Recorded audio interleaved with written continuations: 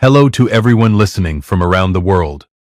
Today's account comes from Walter Briggs, 68, who shared what happened after 10 years of showing up for a family that never once drove to his house, and the birthday dinner that finally made him stop. This account has been dramatized to protect privacy.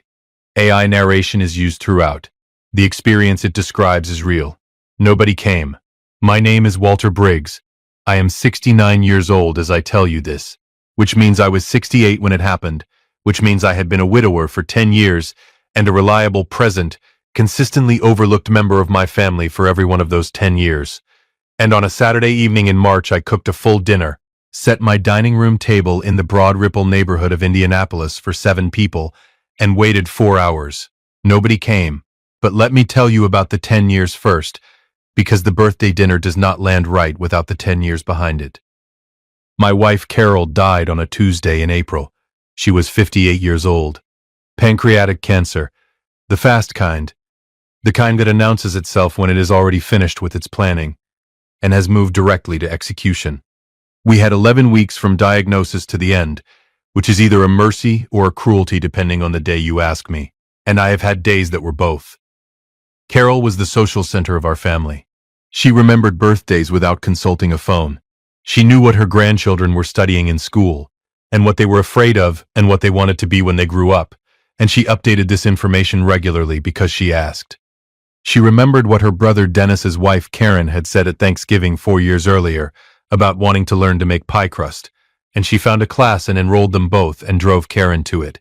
She was the kind of person who makes everyone around her feel attended to, and the thing nobody told me about losing her, the thing I had to discover on my own, slowly, over months, was that everyone had been relying on her to do that work, and when she was gone, nobody was going to pick it up. Nobody picked it up. What they did instead was allow me to substitute for her, imperfectly and without acknowledgement, for 10 years. The first Christmas after Carol died, I drove 40 minutes to my daughter Patrice's house in Fishers with a ham I had cooked from a recipe Carol had used for 20 years, a bottle of wine I had picked out carefully because I knew what Dennis liked, and a set of presents I had wrapped myself for the first time in my adult life, because Carol had always done the wrapping. Nobody thanked me for the ham. Nobody noticed the wine. The presents were opened, and the paper was put in a bag, and the conversation moved on. I drove home at 9 p.m. The following Easter, I cooked again and drove again. Mother's Day, I drove to Patrice's house with flowers and watched my son-in-law Greg accept them on Patrice's behalf, because she was on the phone. Father's Day, nobody called until 7 in the evening, and when Patrice called, she sounded like someone checking an item off a list.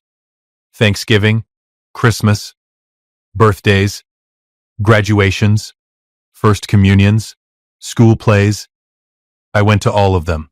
Not once in 10 years did anyone drive to my house in Broad Ripple. Not once did anyone sit at my table. Not once did anyone call first. I want to be fair about this, because fairness matters to me and because I have had a year to think about it clearly. Some of the non-calling was grief.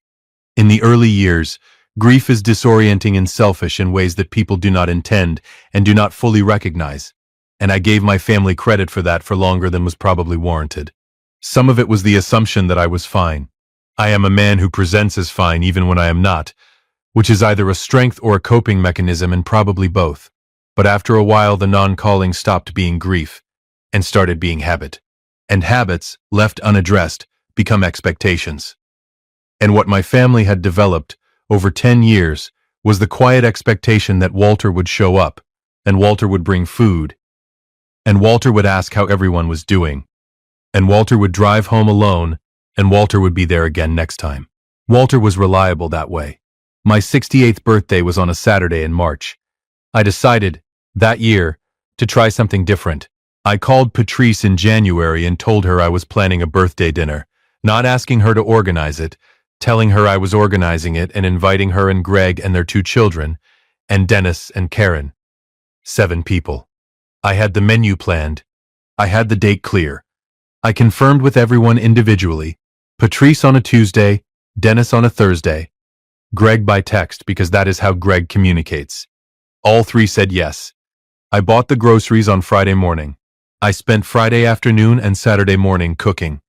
A roast, roasted vegetables, Carol's potato recipe, a cake I had made from scratch using a method I had found on the internet and practiced twice in the preceding weeks. I set the table properly, with the good china and the cloth napkins Carol had kept in the bottom drawer of the sideboard, the ones she reserved for occasions. I set it for 7. I lit candles at 5:30, which was 30 minutes before the time I had given everyone. 6 o'clock came and went. 6:30. 7. At 7:15 I called Patrice. The call went to voicemail. I left a message that I am proud of in retrospect. Calm, no accusation. Just, hey, are you on your way? 7:30. 8.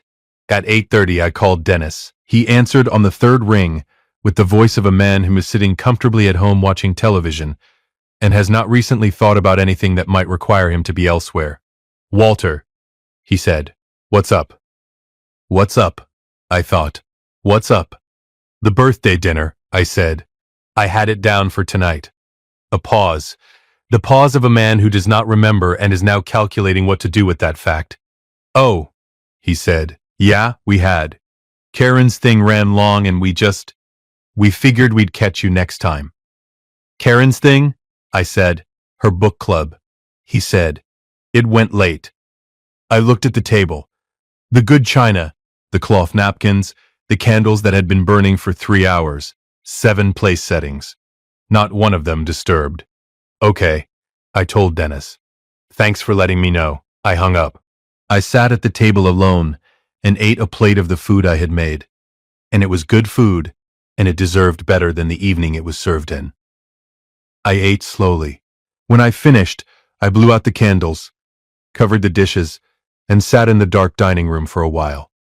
This is the last time, I thought. Not angry, not dramatic, just clear, in the way that things become clear when you have finally let yourself see them whole. This is the last time I set this table. Welcome back to Sweet Family Revenge. Grab your snacks, get comfortable, and remember, the people in these accounts had every chance to behave themselves. They just chose wrong. Drop a comment, and be sure to subscribe. You're going to love it here. The following Monday morning, I called a real estate agent named Linda who worked at a firm on College Avenue in Broad Ripple. I had done enough research over the weekend to know what the house was likely worth. It was a good house in a good neighborhood. A 3-bedroom Craftsman I had owned for 22 years and had maintained carefully because Carol had loved it and then because it was mine. Linda came Tuesday morning, walked through the rooms, and gave me a number. That's the number I want, I told her.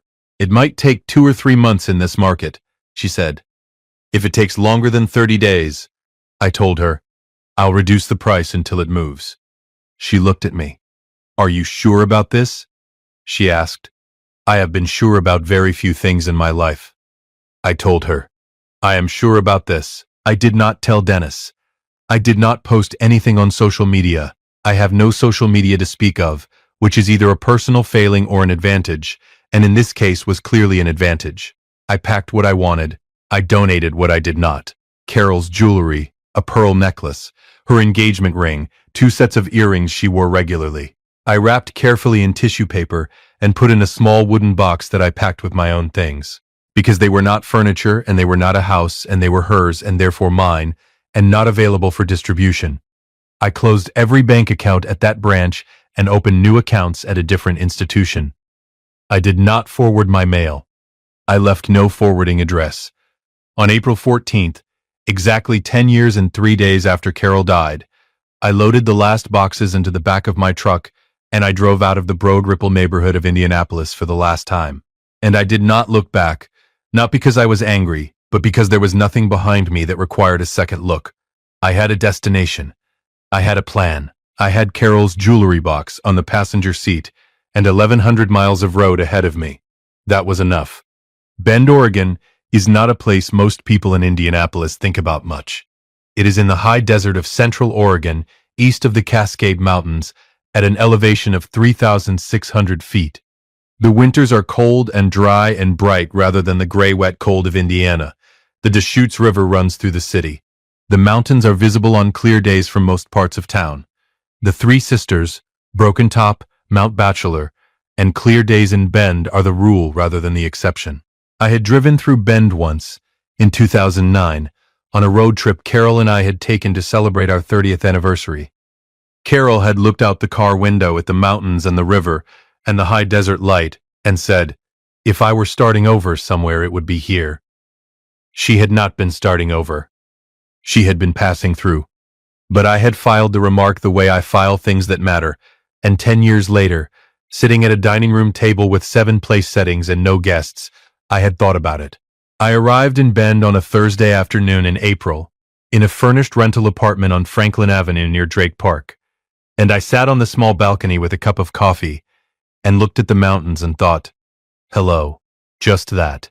Hello. I did not know a single person in Bend, Oregon. I was 68 years old, recently retired from 28 years as a civil engineer with the city of Indianapolis, financially stable due to a combination of a pension, savings I had managed carefully, and the proceeds from the house sale. I had no obligations to anyone within 1,100 miles. It was, I will tell you honestly, the most frightening and the most relieving morning of my life, and those two things existed simultaneously without contradiction. The first 3 months were quiet, in ways I had not anticipated. Not lonely exactly. I have always been comfortable with my own company, which is either a gift or a warning sign, and in this case it was a gift. I walked the river trail in the mornings. I cooked real food for myself, because I like cooking and had always done it for other people, and discovered that cooking for yourself without an audience has its own quiet pleasure. I read. I slept well for the first time in years. In July, I walked past a building on Hawthorne Avenue that had a sign in the window, Bend Woodworking Co-op, members welcome.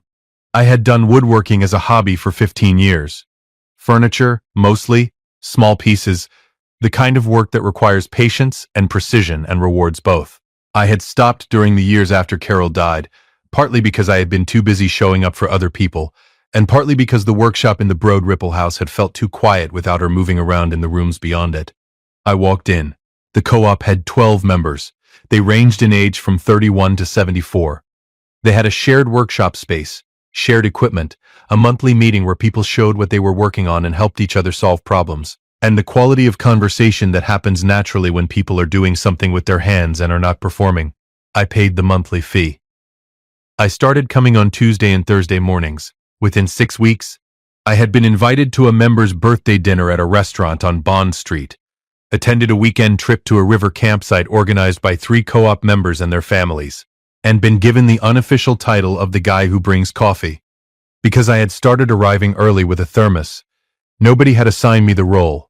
I had chosen it, freely, because I wanted to.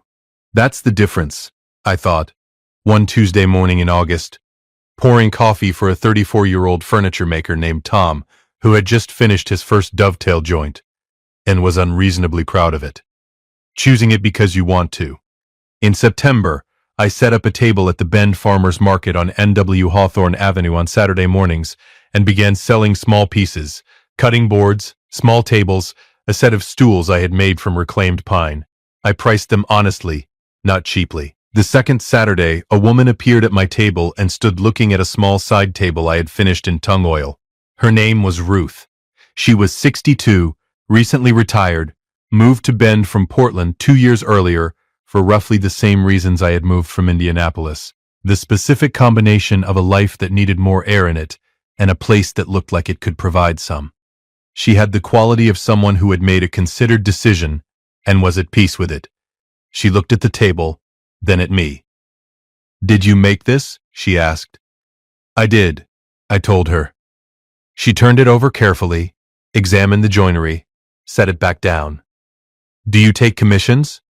she asked. "I do now," I said. She laughed, a direct, unperformed laugh, and bought the table and left her number. She called 3 days later about the commission. She called again the week after that about something she had read that she thought I would find interesting. She showed up at the co-op workshop one Tuesday morning with her own thermos of coffee and said, "Tom told me you get here early. I'm an early person too." She was, as it turned out, a person who called first. I want to tell you how significant that sounds to a man who spent 10 years being the one who always called first. It does not sound like a small thing. It sounds like something you did not know you needed until you had it. Ruth became my first commission customer. Then my second genuine friend in Bend.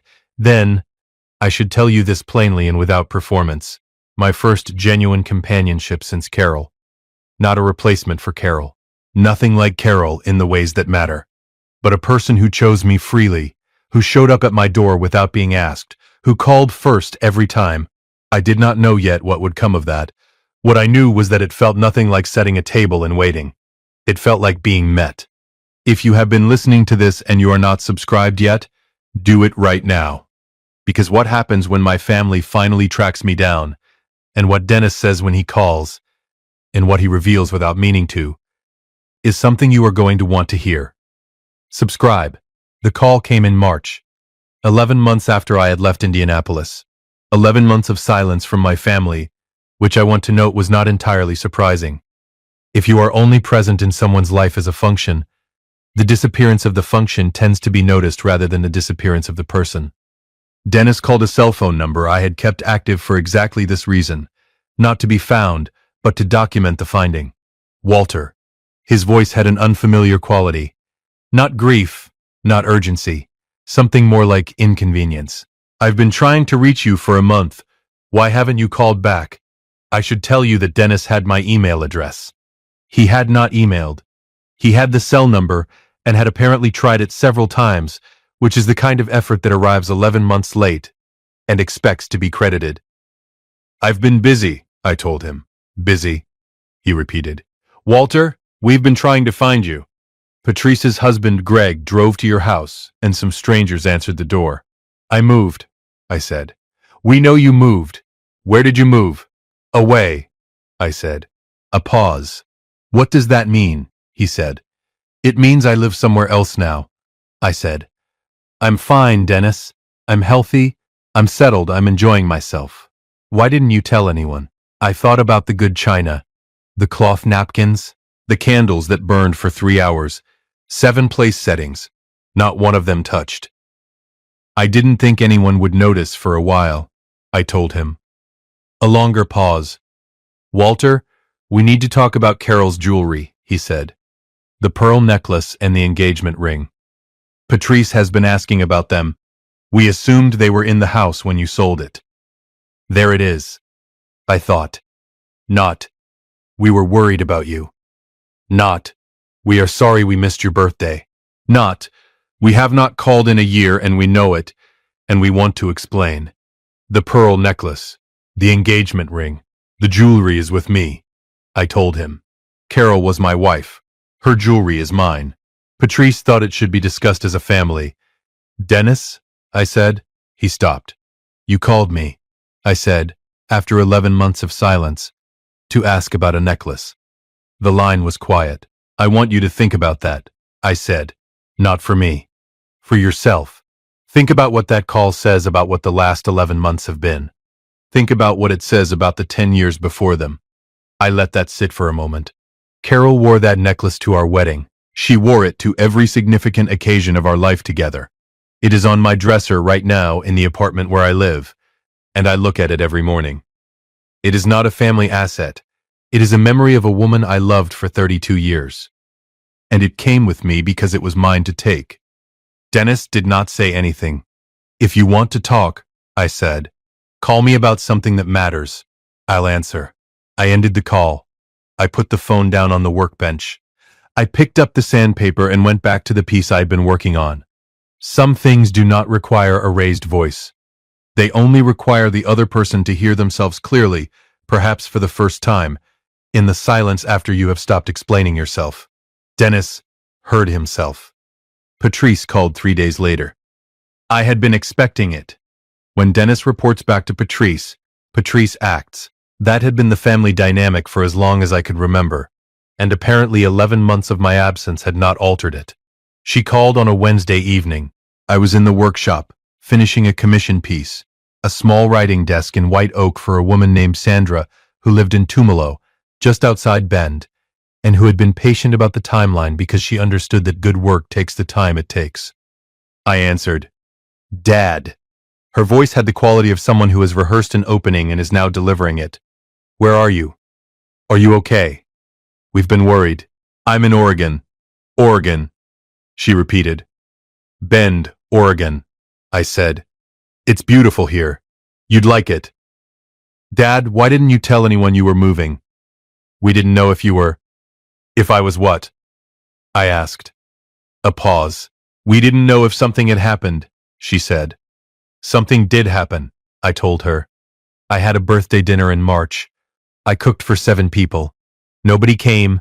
Not you, not Greg, not your kids, not Dennis, not Karen. Nobody called to explain until 8:30 that evening, when Dennis told me Karen's book club had run late. I let that sit. That was when I understood something I had been slow to understand. Silence. Dad, we should have called. I know that. You should have come, I said. But that's not the point anymore. What is the point? I thought about how to answer that honestly. The point, I said, is that for 10 years I drove to every birthday and every holiday and every graduation. I cooked every dinner I brought to your house. I called first, every time. And in 10 years, not once did you drive to Broad Ripple to sit at my table. I let that land. I'm not angry, Patrice. I was sad for a long time. Now I'm just living somewhere else. She was quiet for a while. Where in Oregon? She asked. Bend, I said. Central Oregon. East of the Cascades. Can I come visit? I thought about that. Yes, I said. You can, but you'd have to drive to me. She came in May. She flew into Portland and rented a car and drove the 3 hours over the mountains to Bend on a Friday afternoon. Arriving at my apartment on Franklin Avenue at 5:30 p.m., with a bottle of wine and the slightly overwhelmed expression of someone seeing her father's new life for the first time, and not having known what to expect. She had not told me she was bringing anyone. She came alone, without Greg, without the kids. Just her, a rental car, and the bottle of wine. You look good, she said, standing in my doorway. I feel good, I told her. I showed her the apartment. Simple, well organized, the small pieces of furniture I had made visible on the shelves and the side tables. I showed her the workshop I had rented on Industrial Way, a small space where I had moved from the co-op when the commissions started coming regularly enough to justify it. I showed her the farmer's market table in a photograph Tom had taken one Saturday morning, the mountains visible in the background, my table full of pieces in the foreground. She was quiet through most of it, the quiet of someone absorbing something they had not fully imagined. We had dinner at a restaurant on Bond Street that evening. Ruth joined us. I had told Ruth about Patrice's visit, and she had offered to give us space. And I had said, no, come, it will be good. Ruth and Patrice talked for 2 hours. At one point, Patrice looked at me across the table with an expression I had not seen on her face before, something between recognition and something harder to name. You're happy, she said. Yes, I told her. I didn't know you were unhappy before. I wasn't unhappy, I said. I was invisible. Those are different. On her last evening, Saturday, we sat on the balcony of my apartment after dinner. The mountains were turning pink in the late light. The air had the high desert quality that still feels remarkable to me every time. Dry and clean and thin in a way you notice with every breath. I'm sorry about the birthday, Patrice said. I know, I told her. I don't mean just that one, she said. I mean, I think I let a lot of years go by where I assumed you were fine and I didn't check. I looked at the mountains. Your mother used to check. I said. She checked on everyone. When she was gone, nobody picked it up. I think everyone assumed someone else was doing it. I turned to look at Patrice. Including me. I assumed if I kept showing up, eventually someone would show up for me. That was my mistake too. What do I do with that? She asked. You call first, I told her. Not because I need you to, because that's how relationships work. Someone calls first. She nodded. Can I come back? She asked. In the fall, maybe. Bring the kids. I'd like that, I told her. Call first. She laughed. The first real laugh of the weekend, the kind that breaks something loose. I'll call first, she said. If you have made it this far, do us one quick favor. Subscribe. A lot of people listen without ever doing it. It costs you nothing and means everything to us. Thank you, genuinely. Now, the last thing I want to say. Here is what I have learned in 69 years, and the last year of it most clearly. Presence is a gift, not just the presence of showing up, the presence of being present in return, of calling first, of driving to someone else's house for once, of remembering that the people who always show up are not showing up because they have nothing better to do. They are showing up because they love you, and love is a renewable resource, but it is not infinite, and it does not renew itself automatically when nobody is tending to it. For 10 years I tended a relationship with my family that they had largely stopped maintaining. I did not do this because I was a fool, though I was slow. I did it because I loved them, and because Carol would have done it, and because the alternative, stopping, felt at the time like loss rather than liberation. What I did not understand, until a Saturday night in March with 7 place settings and no guests, was that I had already lost something. Not my family. You can lose the active version of a relationship and still recover it, if both people choose to. What I had lost was 10 years of the version of myself that deserved to be shown up for. I got that version back in Bend. The pearl necklace is on my dresser in the apartment on Franklin Avenue. I look at it sometimes in the mornings when I am getting dressed. Carol wore it to our wedding and to every significant occasion after that. And it carries her in the way that small objects carry people. Not completely, not painlessly, but truly. I will decide what to do with it when I am ready.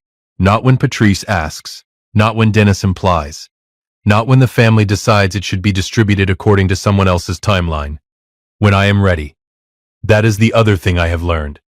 The timeline is mine. The decisions are mine. The address is mine. And it is not available to people who only started wondering where I lived when they wanted something I might have left behind. Dennis has not called again. I am not angry about this. I am not waiting for it either. If he calls, I will answer. If he does not, I will walk the river trail in the morning and go to the workshop on Tuesday and Thursday, and take my table to the farmer's market on Saturday, and have dinner with Ruth on Friday evenings, and be present, genuinely present, in a life I built on purpose. The thing I want you to take from this story, the thing beneath the dinner that nobody came to, and the house that sold in 30 days in the 1,100 miles of road, is simpler than revenge and more durable than any confrontation I could have had.